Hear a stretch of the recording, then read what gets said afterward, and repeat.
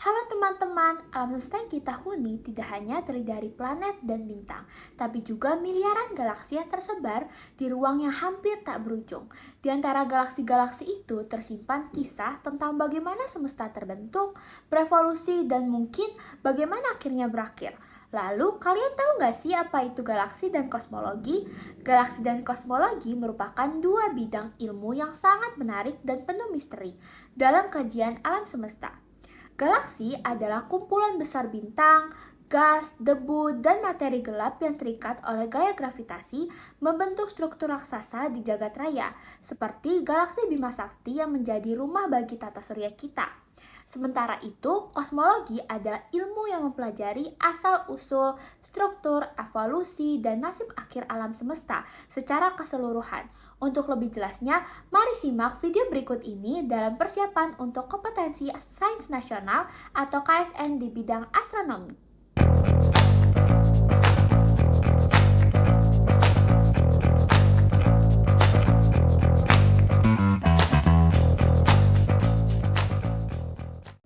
Assalamualaikum warahmatullahi wabarakatuh. Tabik pun. Perkenalkan, nama saya Karini Nazfarahmi dari SMA Negeri 2 Bantar Lampung. Bagaimana nih kabar teman-teman semua? Semoga kita selalu diberi kesehatan dan keberuntungan dari Tuhan Yang Maha Esa.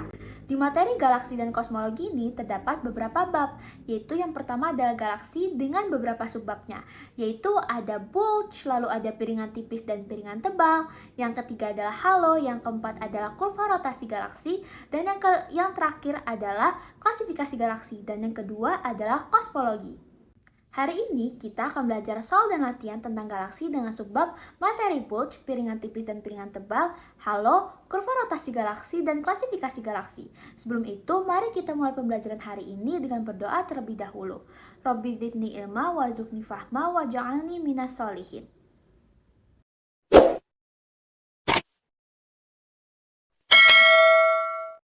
Galaksi adalah sistem besar yang terdiri atas miliaran bintang. Gas, debu, dan materi gelap semuanya terikat oleh gravitasi.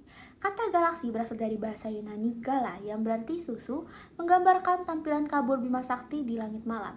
Diperkirakan ada sekitar 100 miliar galaksi di alam semesta yang dapat diamati. Galaksi-galaksi ini bervariasi dalam bentuk, ukuran, dan struktur. Contoh paling dekat dan relevan bagi kita adalah Bima Sakti, galaksi spiral tempat tata surya berada. Di pusat galaksi spiral terdapat bagian disebut bulge, tonjolan padat berbentuk spheroid yang penuh dengan bintang. Orbit bintang-bintang di bulge acak tidak beraturan seperti di piringan. Dulunya bulge dianggap hanya berisi bintang tua, tapi pengamatan inframerah menunjukkan adanya bintang muda dan gugus bintang masif di pusat galaksi. Ini menunjukkan bahwa pembentukan bintang masih bisa terjadi di bulge atau bisa jadi hasil dari merger galaksi kecil. Sebagian besar bintang di bulge berusia lebih dari 7 miliar tahun, namun juga ditemukan bintang usia menengah dan muda. Selain itu, di bulge galaksi besar sering dihuni oleh lubang hitam supermasif yang memengaruhi dinamika pusat galaksi. Keluar dari pusat galaksi, kita menemukan struktur piringan yang terbagi menjadi dua lapisan utama, yaitu piringan tipis dan piringan tebal. Piringan tipis adalah tempat aktif pembentukan bintang yang mengandung gas, debu, dan bintang-bintang muda seperti matahari. Piringan ini memiliki ketebalan sekitar 400 tahun cahaya. Sementara itu piringan tebal terdiri dari bintang-bintang yang lebih tua, berusia lebih dari 10 miliar tahun dan memiliki ketebalan sekitar 1000 tahun cahaya. Bintang-bintangnya lebih sedikit tapi memiliki gerakan vertikal yang lebih besar, menandakan pembentukan yang berbeda. Piringan tebal diduga terbentuk lebih awal dalam sejarah galaksi, mungkin melalui proses merger dengan galaksi kecil. Sedangkan piringan tipis terbentuk belakangan dan masih aktif dalam membentuk bintang hingga sekarang. Di luar piringan galaksi memiliki struktur lain yang disebut halo, terbagi menjadi dua jenis yaitu halo bintang dan halo materi gelap. Halo bintang berbentuk sferis dan terdiri dari bintang-bintang tua dan miskin logam, serta gugus bola. Usia bintang di halo bisa mencapai 12 miliar tahun menjadikannya salah satu komponen tertua galaksi. Namun secara massa, halo bintang hanya menyumbang sekitar 1% dari total bintang di galaksi. Yang jauh lebih besar adalah halo materi gelap, komponen tak terlihat yang tidak memancarkan cahaya.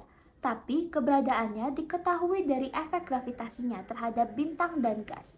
Salah satu bukti paling kuat keberadaan materi gelap datang dari kurva rotasi galaksi. Secara teori, kecepatan rotasi bintang harusnya menurun seiring bertambahnya jarak dari pusat galaksi, mirip seperti planet luar di tata surya. Namun, yang ditemukan justru sebaliknya. Kecepatan rotasi tetap tinggi di bagian luar galaksi. Untuk menjelaskan fenomena ini, ilmuwan menyimpulkan bahwa ada massa tambahan yang tidak tampak materi gelap yang menyumbang gravitasi tambahan. Di banyak galaksi, termasuk Bima Sakti, materi gelap diperkirakan mencapai 90% dari total massa galaksi. Galaksi dikelompokkan menurut kenampakan mereka atau morfologi optis mereka. Usaha pertama yang dilakukan untuk mengklasifikasikan nebula dilakukan oleh Sir William Herschel dan anaknya Sir John Herschel. Walaupun begitu, pengelompokan yang paling umum digunakan saat ini adalah skema klasifikasi morfologi Hubble berdasarkan morfologi visual dengan skema paling terkenal. Dalam klasifikasi ini, galaksi dibagi menjadi 3 jenis utama. Yang pertama adalah galaksi elips. Galaksi elips berbentuk lonjong berisi bintang tua dan hampir tanpa gas serta debu. Yang kedua adalah galaksi spiral seperti Bima Sakti memiliki piringan dan lengan spiral dengan bintang muda dan aktivitas pembentukan bintang. Dan yang ketiga adalah galaksi irregular, tidak memiliki bentuk atau tertentu dan seringkali terbentuk akibat interaksi atau tabrakan dengan galaksi lain. Selanjutnya, kita akan bahas soal sesuai dengan materi di atas.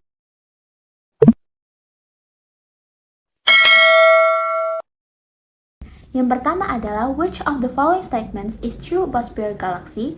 Pembahasannya, kebanyakan bintang di dekat pusat galaksi spiral berusia tua, sedangkan bintang-bintang di piringan berusia muda. Jawabannya adalah C. Stars in the galactic disk are commonly younger than stars near the galactic center. Yang kedua adalah the fact that leads us to believe that the universe is expanding is. Pembahasannya adalah teramatinya redshift pada semua spektrum galaksi jauh mengindikasikan pengembangan alam semesta. Jawabannya adalah C. Redshift observed in the spectrum of distant galaxies. Soal nomor 3 adalah Giantexe terletak pada bujur dan lintang galaktik berturut-turut, serta jaraknya dari matahari KPC. Maka Giantexe mengorbit pusat galaksi pada radius diketahui jarak matahari ke pusat galaksi 8 kpc dan matahari mengorbit tepat di tengah bidang galaksi. Pembahasannya adalah dari data yang tersedia pada soal bisa dibuat sketsa pusat galaksi PG, Giantexe X, matahari M, proyeksi Giantexe ke bidang galaksi X aksen. Di bawah ini yaitu sudut XMX aksen 30 derajat, sudut X aksen MPG 105 derajat, MPG D0 sama dengan 8 kpc, MX D0 sama dengan 1,5 kpc. Ditanya adalah XPG D0 yang berapa? XX aksen sama dengan D0 sin 30 sama dengan 2,50 kpc. MX aksen sama D0 cos 30 4,33 kpc.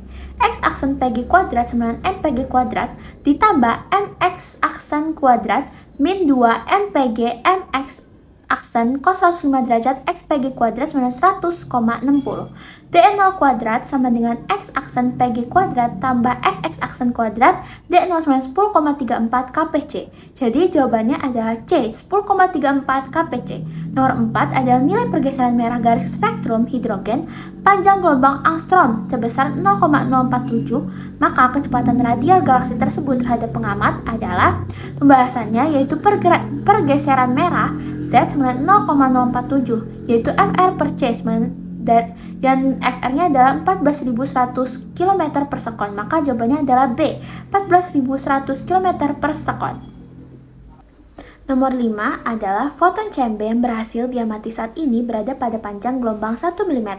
Foton tersebut dipancarkan ketika alam semesta ukurannya saat ini.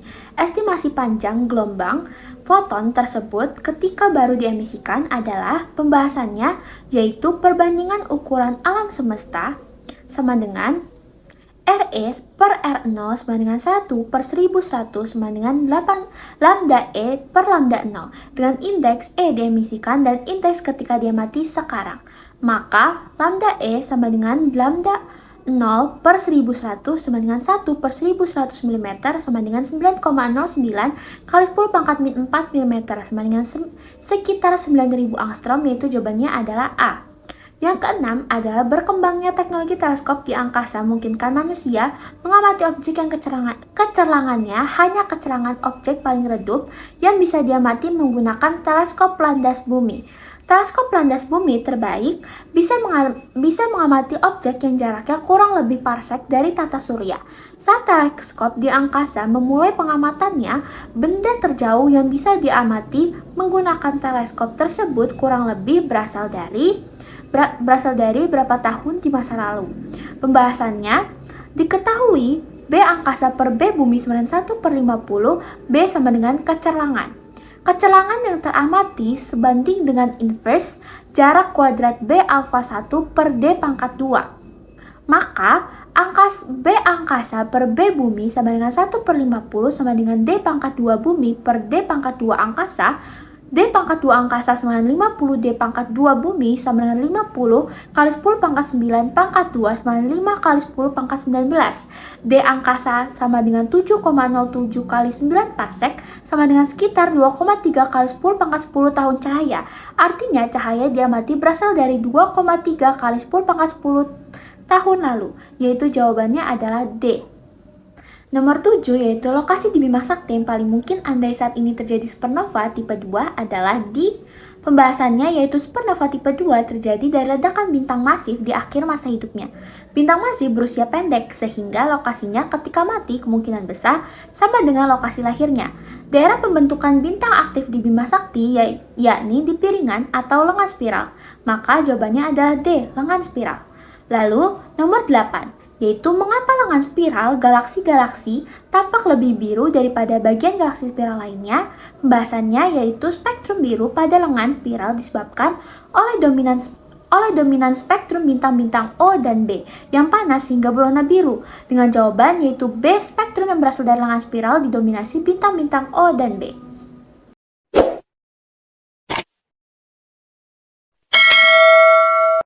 Nomor 9. Pada gambar berikut, B menyatakan kurva rotasi Bima Sakti. Maka massa Bima Sakti yang terlingkupi dalam radius 10 kpc adalah pembahasan yaitu Gm dalam kurung R per R sama dengan VR pangkat 2. 6,67 kali 10 pangkat min 11 M 10 kpc per 10 kpc ubah ke meter sama dengan 2 km per sekon ubah ke meter per sekon. M 10 kpc sama dengan 1,85 kali 10 pangkat 41 kilo sama dengan 9,25 kali 10 pangkat 10 M0. Maka jawabannya adalah E. Nomor 10 yaitu perhatikan pernyataan-pernyataan berikut ini. Pilih pernyataan yang benar. Yang pertama adalah Shapley memperkirakan ukuran Bima Sakti jauh lebih besar dibanding dugaan sebelumnya, sehingga ia berpendapat nebula spiral yang diamati masih ada di dalam Bima Sakti. Yang kedua adalah data baru menunjukkan nebula spiral yang teramati berputar, mengindikasikan jaraknya yang dekat. Yang ketiga adalah Curtis mengestimasi ukuran Bima Sakti kecil. Jika nebula spiral sama ukurannya dengan Bima Sakti, ukuran angular nebula spiral yang tampak bervariasi, mengindikasikan untuk berada di luar Bima Sakti. Yang keempat yaitu adalah Curtis mendapati bahwa spektrum nebula spiral tidak serupa dengan spektrum nebula tetapi konsisten dengan spektrum kumpulan bintang-bintang. Jawabannya adalah E, yaitu seluruh pernyataan benar. Wah, berdasarkan materi tentang galaksi tadi yang sudah kita bahas, kita jadi tahu ya apa itu bulge, piringan tipis dan piringan tebal, halo, kurva rotasi galaksi, serta klasifikasi galaksi. Mereka dapat diaplikasikan di kehidupan sehari-hari seperti navigasi GPS, navigasi inersia, pesawat luar angkasa, pengembangan akselerator partikel, serta MRI dan CT scan untuk bidang kesehatan. Ternyata astronomi sangat dekat dengan kehidupan kita ya. Bagaimana? Ternyata fisika sangat mudah asalkan kita rajin berlatih. Maka dari itu jangan lupa belajar dan berlatih, serta banyak baca bukunya. Sekian pembelajaran kita kali ini. Wassalamualaikum warahmatullahi wabarakatuh.